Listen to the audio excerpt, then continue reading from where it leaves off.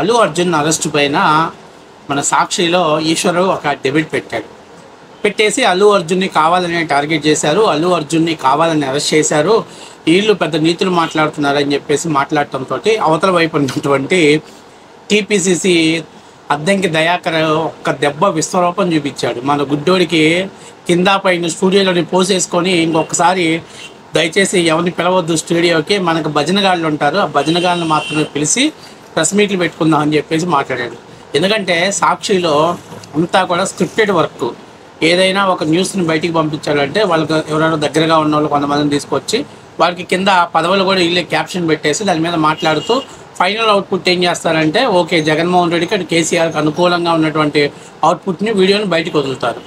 So ఎందుకో మరి పొరపాటున మరి కర్మగాలిలో దేనికో ఈ మధ్య గుడ్డి ఈశ్వర్ గారికి బాగా కొద్దిగా కాన్ఫిడెన్స్ పెరిగిపోయింది. నా మీడియాలో నేను ఒక స్టార్ దిగ్గజంలా తయారవ్వాలి, ఎంతసేపు ఉన్న టీవీ5 మూర్తినో లేకపోతే వీళ్ళనైనా లేకపోతే టీవీ9 రజనీకాంత్ని వీళ్ళనైనా నన్ను కూడా గుర్తించాలని అనుకున్నాడు. అందుకని మనోడు ఏం చేశాడంటే ఈసారి ఆర్గానిక్గా డిబేట్ని కండక్ట్ చేశాడు. అంటే ఏ పార్టీకి సంబంధించిన వాళ్ళందరినీ పిలిచి ఏదో పెడదామని చెప్పేసి పిలిచి మాట్లాడిచ్చాడు. అది కాస్త బూమ్రాంగ్ అయ్యి మనోడికి గుడ్డోడికి కిందనే పోయింది ప్రాణం. ఒక్కటే అసలు అద్దంకి దయాకర్ వచ్చినటువంటి మాటలతోటి నాకు తెలిసి ఇంకొక 10 నిమిషాలు 2 నిమిషాలు కానీ వీడియో కంటిన్యూ అయితే ఖచ్చితంగా మనోడికి దెబ్బలు పడతాయి రాజా అన్నట్టు దెబ్బలు పడే మనోడికి. ఒరే అసలు నీకు వచ్చిందే మిడిమిడి జ్ఞానము, నీకేమి మీడియాయిజంలో జర్నలిజంలో ఏం రాదు. జర్నలిజంలో ఉన్నప్పుడు ఖచ్చితంగా తప్పు ఒప్పులు రెండు ప్రశ్నించాలి. కానీ మీరు ఎంతసేపు ఉన్నా జగన్కి భజన చేయటము లేకపోతే కేసీఆర్కి భజన చేయడం ఇదే పని మీకు, లేకపోతే వైసీపీ పార్టీకి భజన చేయడం ఇదే పని మీకు. అలాంటి వాళ్ళు మీరు ఆ వే ఆఫ్ లైన్లో ఉన్నవాళ్ళు మీరు మిగతా పార్టీలను ఎలా ప్రశ్నిస్తారు? వాళ్ళతో పిలిచి ఆర్గ్యూ చేయడానికి మీకు టైం ఎక్కడ సరిపోతుంది? అసలు మీరు వాళ్ళని ఆర్గ్యూ చేయగలుగుతారా? ఎందుకంటే మీ దగ్గర సబ్జెక్ట్ అనేది లేదు, అయిపోయింది. మీ సబ్జెక్ట్ పూర్తిగా క్లోజ్ అయిపోయింది. మీరు ఏం చేస్తారు?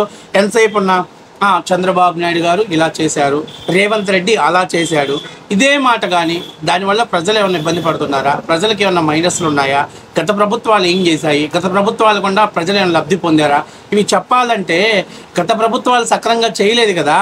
కానీ గత ప్రభుత్వాల నుంచి కూడా అవి బాగా చేశాయి. ఆహా అద్భుతం, ఓహో అద్భుతం అని చెప్పేసి జాకీలేసి పైకి లేపారు మీరు. ఇవాళ మీ దగ్గర జర్నలిజం ఎక్కడుంది? మీ దగ్గర ఉంది బ్రోకరిజం. ఆ బ్రోకరిజం పెట్టుకొని మీకు తగ్గోళ్ళు ఎవరినో స్క్రిప్టెడ్గా కొంతమంది రాజకీయ బ్రోకర్లు తీసుకొచ్చి ఆ లైవ్లో పెట్టుకొని వాడి కింద పేరు ట్యాగ్ లైన్ మీరే వేసేసి మీరు క్వశ్చన్లు అడుగుతూ ఉంటే వాడు చివరికి తిప్పి లాస్ట్లో మీ దగ్గరకు వస్తాడు. మీకు అనుకూలమైనటువంటి video output okay, YSR Congress పార్టీకి అనుకూలమైనటువంటి అవుట్పుట్ వీడియో అనేది బయటకు వస్తే దాన్ని మీరు టెలికాస్ట్ చేసుకుని ఆనందపడతారు. కానీ మనోడు ఫస్ట్ టైము ఒకసారి స్టెప్ తీసుకున్నాము, ఏమైందో చూద్దాం, టేస్ట్ చూద్దాం అనుకున్నాడు. బాగా అద్దంకి దయాకర్ బాగా టేస్ట్ చూపించాడు బాగా మనోడికి. ఎందుకంటే ఇంకొక నిమిషం కానీ లైవ్ కంటిన్యూ అయితే పట్ రాలే వీడికి గుడ్డోడికి ఈశ్వర్ గాడికి. ఒరే నీ స్థాయికి నీ అవ్వారానికి అసలు ఏమైనా సంబంధం ఉందంటారా? నీకు ఆంధ్రప్రదేశ్ రాజకీయాల మీదే అవగాహన లేదు, ఆంధ్రప్రదేశ్ రాజకీయాల్లో మాట్లాడటమే నీకు చేత కాదు. నువ్వు పోయి మళ్ళీ తెలంగాణ రాజకీయాల్లో కూడా లైవ్ పెట్టి మాట్లాడాలని కుతూహలం ఎందుకురా నీకు? అంత తుత్తరా నోటి జిలా. ఒరే నువ్వు అసలు ఏ రోజైనా సబ్జెక్ట్ వైజ్గా మాట్లాడావా? ఏమన్నా మాట్లాడుతూ ఉంటాడు, చంద్రబాబు నాయుడు సీఎం అయ్యాడు, కరెంటు బిల్లులు పెంచేశాడు. మరి గతంలో జగన్మోహన్ రెడ్డి 9 సార్లు పెంచాడు కదా అంటే నాణ్యమైన కరెంట్ వచ్చింది అంటాడు. నాణ్యమైన కరెంట్ అంటే ఏంద్రా అంటే మీటర్లకు రాదు, ఇదే నాణ్యమైన కరెంట్ అంటాడు. అంటే ఏంటి? ఒక జర్నలిస్టుగా నువ్వు వచ్చేసి ఎంతసేపు ఉన్న జగన్మోహన్ రెడ్డికి జాకీలేసి వైఎస్ఆర్ కాంగ్రెస్ పార్టీని పైకి లేపే ప్రయత్నంలో నీ జర్నలిజం అనేది పోయింది. నీకు ఇంకా నీ జర్నలిజం ముసుగులో నీకు బ్రోకరిజం వచ్చేసింది. ఎంతసేపు ఉన్న జగన్మోహన్ రెడ్డికి భజన చేయాలి, వైఎస్ఆర్ కాంగ్రెస్ పార్టీకి భజన చేయాలి, వైఎస్ఆర్ కాంగ్రెస్ పార్టీకి జాకీలేసి పైకి లేపాలి, జగన్మోహన్ రెడ్డి జాకీలేసి పైకి లేపాలి, వైసీపీ మంత్రులు ప్రజాప్రతినిధులు చేసే తప్పుల్ని కవర్ చేయాలి. ఇదే నీ పని. నువ్వు ఇంకా జర్నలిజం ఎక్కడ చేస్తావు? నువ్వు ఎక్కడ ప్రశ్నిస్తావు? ఇవన్నీ చేస్తూ మరో పక్క చంద్రబాబు నాయుడు మీద బురద చల్లాలి, చంద్రబాబు వైసీపీ పార్టీకి వ్యతిరేకంగా ఉన్నటువంటి పార్టీలన్నింటి మీద బురద చల్లాలి. నీకు ఈ ప్రయత్నమే సరిపోతుంది. నీలో టాలెంట్ ఎక్కడుంది? నీలో జర్నలిజం ఎక్కడ బయటకు వస్తుంది? ఇంక రాదు. నువ్వు సాక్షి ఛానల్ ఎప్పుడైతే మానేస్తావో, ఎప్పుడైతే నువ్వు సాక్షి ఛానల్ నుంచి బయటకు వస్తావో నీలో కూడా ఒక నికారసైనటువంటి జర్నలిస్ట్ బయటకు వస్తాడు. నువ్వు ఆ ఛానల్లో ఉన్నన్నాళ్ళు, ఆ ఛానల్లో బతికినన్నాళ్ళు ఇంకా ఎంతసేపు ఉన్నా ఈ జర్నలిజం వదులుకొని బ్రోకరిజం వైపు అడుగులు వేయాల్సిన పరిస్థితే ఉంటుంది. నేను అడుగుతున్నా, అసలు రేవంత్ రెడ్డిది లేకపోతే చంద్రబాబు నాయుడు అల్లు అర్జున్ అరెస్ట్ విషయంలో అసలు సంబంధం ఏముంది? చట్ట ప్రకారం కోర్టులో కేసు నమోదైంది. ఆ కేసు హైకోర్టులో విచారణ జరిగింది, నాంపల్లి కోర్టులో విచారణ జరిగింది.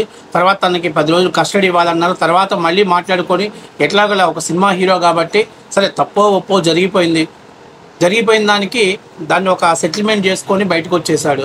ఇక్కడ రేవంత్ రెడ్డి అల్లు అర్జున్ బెదిరిస్తున్నాడు. అంటే ఏంటి, వైఎస్ఆర్ కాంగ్రెస్ పార్టీకి ఇంకా ఫెవికాల్ బంధాన్ని వేసి మన అల్లు అర్జున్ని అతికించాలి. అల్లు అర్జున్ ఫ్యాన్స్ అంతా కూడా వైఎస్ఆర్ కాంగ్రెస్ పార్టీకి అనుకూలంగా మలుచుకోవాలి. లేకపోతే అల్లు అర్జున్కి ఫ్యాన్స్ని వైకాపా పార్టీ వాళ్ళని కనెక్ట్ చేయటం ద్వారా అటు వీళ్ళకి కూడా ఒక సినీ గ్లామర్ ఉన్నటువంటి హీరో మనకు ఉంటాడు అని చెప్పడం కోసం అని చెప్పి మన బ్రోకర్ గాడు నొక్కి నొక్కి నొక్కి నొక్కి నొక్కి నొక్కి పొద్దున్న లెగిసిన దగ్గర నుంచి స్టూడియోలో భజన కొట్టి మనోడు అలా తయారైపోయాడు. ఇప్పటికైనా కూడా నేను సాక్షి ఈశ్వర్ చెప్తున్నా, ఒరే ఆ సాక్షి అనేది తీసేసి జర్నలిస్టు ఈశ్వర్గా నువ్వు ఉండాలనుకుంటే ఈ బ్రోకర్ పని మాని. ఖచ్చితంగా చెప్తున్నా, ఆ ఛానల్ కాదు ఇంకో ఛానల్కి వెళ్ళు, మీలో ఉన్నటువంటి జర్నలిజం బయటకు వస్తుంది. అక్కడే ఉంటే 24 గంటలు ఏమొస్తుందిరా నీకు? పొద్దున్న ఎపిసోడ్లో జగన్మోహన్ రెడ్డిని పొగడాలి, మధ్యాహ్నం ఎపిసోడ్లో జగన్మోహన్ రెడ్డి కేసులు దాచిపెట్టాలి, తర్వాత సాయంత్రం జరిగేటువంటి 6 ఎపిసోడ్లో చంద్రబాబు నాయుడు మీద బురద చల్లాలి, రాత్రి 9 జరిగేటువంటి దాంట్లో మళ్ళీ జగన్మోహన్ రెడ్డి కుటుంబాన్ని పొగడాలి, లేదా వైసీపీ పార్టీని పొగడాలి, వైసీపీ ప్రభుత్వం గతం చేసిన సంక్షేమాన్ని పొగడాలి. ఇదే పనిరా నీకు. అక్కడ ఇంకేమన్నా ఉందా? ఇంకొక కాన్సెప్ట్ ఉందా? లోకల్లో కానీ ఏం జరుగుతుంది, ప్రభుత్వ వైఫల్యాలు ఎక్కడున్నాయి, గత ప్రభుత్వం ఏం చేసింది, గత ప్రభుత్వం ద్వారా ప్రజలు ఎంత లబ్ధి పొందారు, లేదా గత ప్రభుత్వ వైఫల్యాలు ఏంటి మాట్లాడగలిగితే నీకు జర్నలిజం వస్తుంది. తాకటి పెట్టేసావు జగన్మోహన్ రెడ్డి దగ్గర, జగన్మోహన్ రెడ్డి కాళ్ళ కింద పెట్టేసావు. తొక్కే జగన్మోహన్ రెడ్డి నీ కింద పెట్టుకొని తొక్కో, నాకు జీతం ఇవ్వు, నేను నీకు భజన చేస్తా. ఈ భజన చేసే ముసుగులో ఇక నీకు ప్రశ్నించే తత్వం పోయింది, జర్నలిజం చేసే తత్వం పోయింది, సోమరితనం వచ్చేసింది, డబ్బులు వచ్చేస్తున్నాయి. ఇక మన జర్నలిజాన్ని వృత్తిని కాస్త సాక్షికి అంకితం చేసేస్తే మన జీవితం సెటిల్ అయిపోద్ది అనేటువంటి ఆలోచనలో నువ్వు ఉన్నావు. కాబట్టి నీ మెదడు మొద్దు బారిపోయి నీ మెదడు పనిచేయక ఇంకా ఈరోజు అదే పర్ఫార్మెన్స్ని అద్దంకి దయాకర్ మీద ప్రయోగించావు. ఏమైంది? బరస్ట్ అయింది. చివరికి ఎక్కడైనా మామూలుగా లైవ్ డెబేట్స్లో ఇద్దరు గొడవ పడుతుంటే యాంకర్ అనేవాడు కంట్రోల్ చేస్తాడు. దరిద్రం ఏంటంటే అద్దంకి దయాకరు సాక్షి యాంకర్ మన జర్నలిస్టు మన ఈశ్వర్ గొడవ పడుతుంటే బీఆర్ఎస్ పార్టీ వాళ్ళు కంట్రోల్ చేసుకొని సార్ మీరు కంట్రోల్ అవ్వండి సార్ అని చెప్పే స్థాయికి వచ్చాడు. అంటే నువ్వు యాంకర్ వృత్తి చేయట్లా, జగన్మోహన్ రెడ్డి పార్టీ కోసం పనిచేస్తాను, వైఎస్ఆర్సీపీ పార్టీ కోసం పనిచేస్తాను, వైఎస్ఆర్సీపీ పార్టీ మనుగడ కోసం ఎవరైతే పాటుపడతారనుకుంటున్నారో వాళ్ళ గెలుపు కోసం నువ్వు ప్రయత్నిస్తున్నావు. తప్పనిచ్చి నిజమైనటువంటి జర్నలిజం చేయడం మర్చిపోయావు. అలాగే నిజంగా ప్రభుత్వాన్ని ప్రశ్నించే తత్వాన్ని మర్చిపోయావు.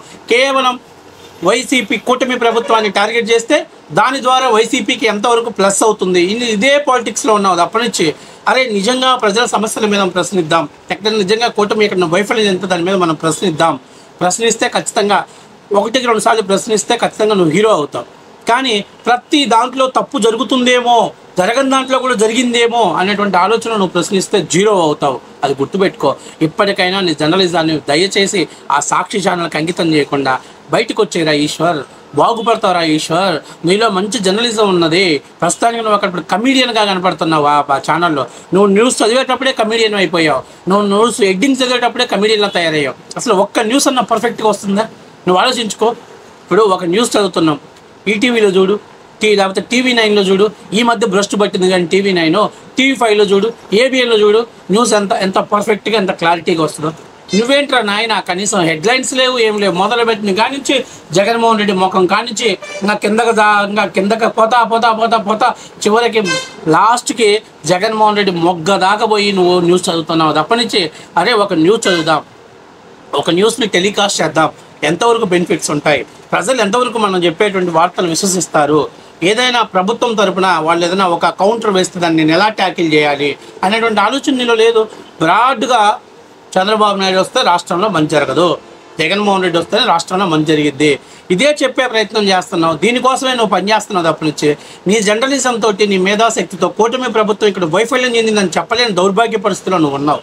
కాబట్టి నేను చెప్తున్నా, అసలు నిన్ను జర్నలిస్ట్గా ఎవడు పరిగణించట్లా, నీకు నువ్వే జర్నలిస్ట్ అని వేసుకుంటున్నావు. నీతో అవసరం ఉంది కాబట్టి సాక్షికి ఆ దిక్కుమాలకి నీకంటే దిక్కుమాలడు ఎవడు దొరకరు కాబట్టి వాళ్ళు నీ జర్నలిస్ట్గా ప్రమోట్ చేస్తున్నారు.